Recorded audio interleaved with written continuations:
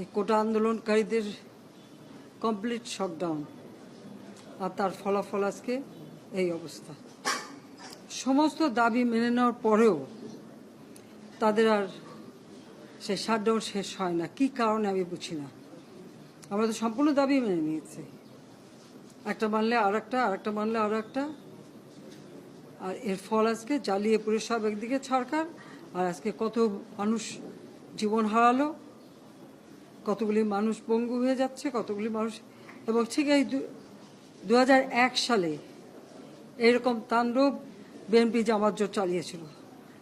আওয়ামী লীগের প্রায় 21,000 নেতাকর্মী হত্যা করে, কত মানুষ গুলি খেয়ে তাদের ঘর